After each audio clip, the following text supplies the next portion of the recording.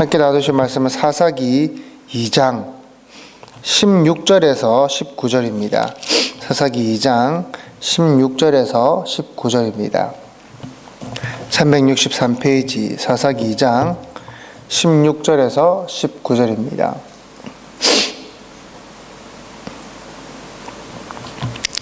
(16절) 제가 읽겠습니다. 여호와께서 사사들을 세우사 노략자의 손에서 그들을 구원하게 하셨으나 그들이 그 사사들에게도 순종하지 아니하고 오히려 다른 신들을 따라가 음행하며 그들에게 절하고 여호와의 명령을 순종하던 그들의 조상들이 행하던 길에서 속히 치우쳐 떠나서 그와 같이 행하지 아니하였더라.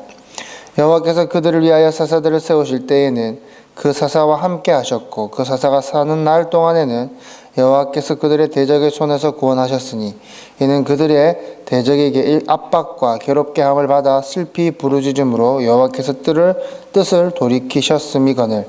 그 사사가 죽은 후에는 그들이 돌이켜 그들의 조상들보다 더욱 타락하여 다른 신들을 따라 섬기며 그들에게 절하고 그들의 행위와 패악한 길을 그치지 아니하였으므로. 아멘.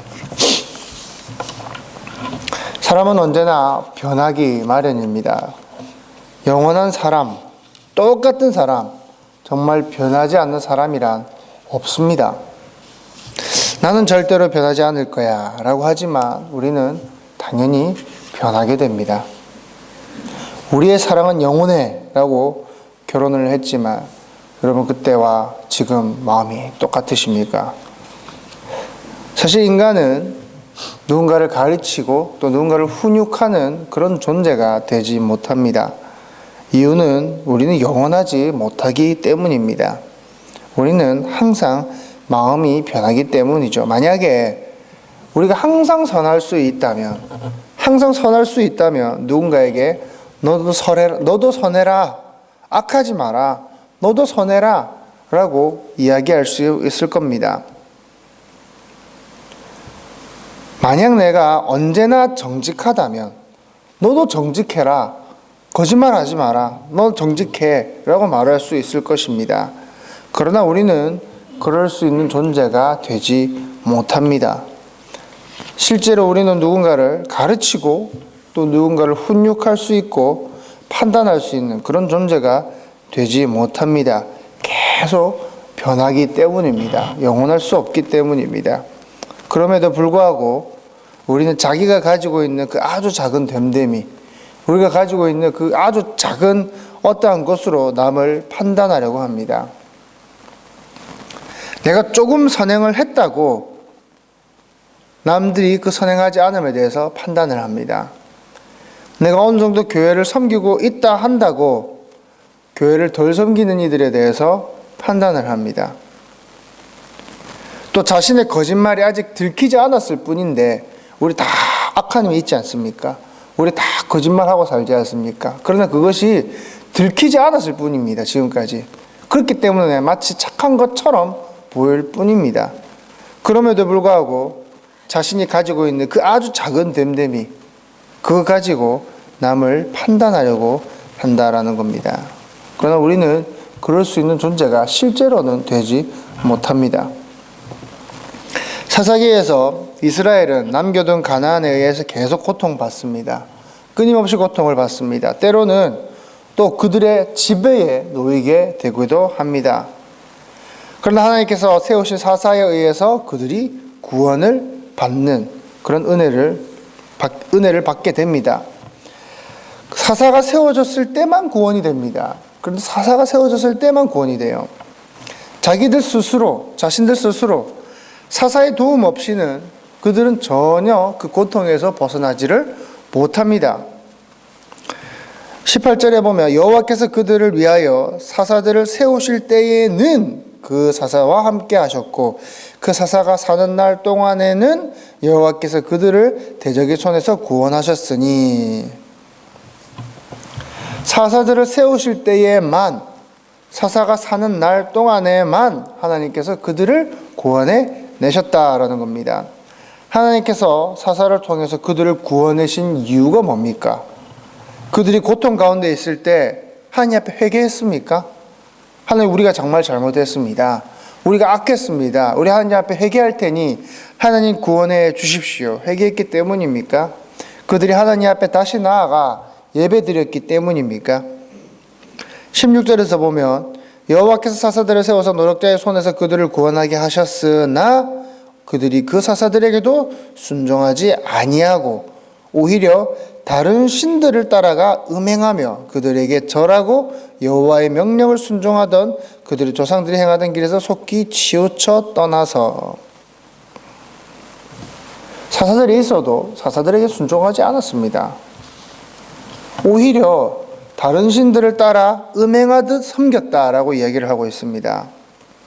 근데 왜 하나님께서 그들에게 사사를 세우시는 겁니까? 회개하지 않았고 하나님 앞에 돌이키지 않았음에도 불구하고 왜 하나님께서 그들에게 사사를 세우시고 또 사사의 때에만 그들에게 구원을 베푸시는 걸까요? 말씀이 말하고자 하는 것은 이스라엘의 구원이 이스라엘의 어떤 행위나 이스라엘의 어떤 공로에 의한 것이 아니다라는 것을 말해주고 있다는 겁니다. 하나님께서 사사를 세우셨을 때 그들이 사사를 중심으로 하여 온전해졌다면, 사사를 중심으로 뭉쳐서 온전해지고 그들이 회개했다면 인간의 공로를 찾을 수가 있었을 겁니다. 그러나 전혀 그렇지 않았다고 말씀이 분명히 기록하고 있습니다. 이스라엘의 구원은 이스라엘의 행위 또는 이스라엘의 공로에 의한 것이 아니라 사사로 예표되어지는 예수 그리스도의 공로로 인해 되고 있는 것을 우리에게 말해주는 것입니다.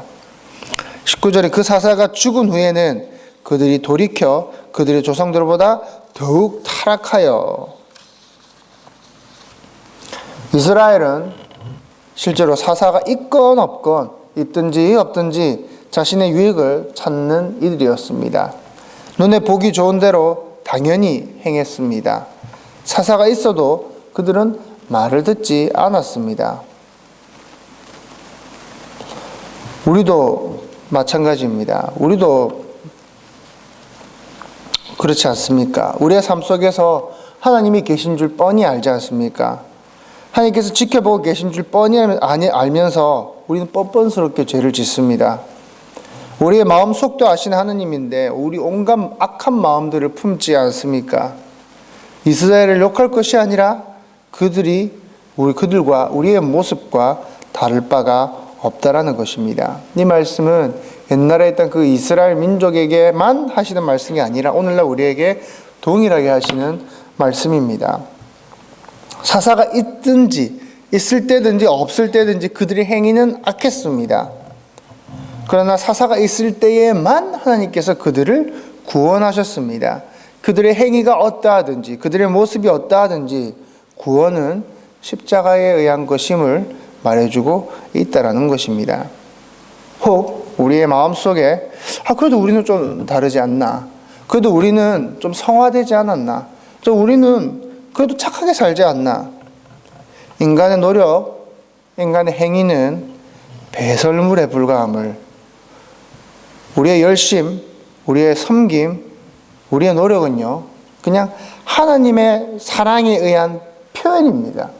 하나님이 너무 좋아서 하나님을 너무 사랑해서 한 우리의 표현인 것이지 우리의 노력, 우리의 행위는요 실제로는 구원에 아무런 영향을 미치지 못합니다.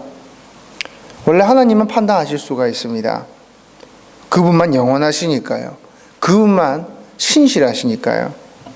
그러나 선악과를 먹은 이후로 우리 인간은 스스로가 주인이 되고 스스로가 판단하기 시작했습니다. 우리 자신이 우리의 행위로 규정하고 모든 것들을 판단하기 시작했습니다. 그러나 우리는 그럴 수 있는 존재가 못 된다라는 겁니다. 우리의 본질을 기억하시기 바랍니다. 우리의 본질은 추악하기 짝이 없는 우리의 본 모습임을, 누구를 판단할 수 있는 존재가 되지 못함을, 오직 우리는 하나님의 은혜로 구원받을 수 있음을 기억하시기 바랍니다. 기도하겠습니다.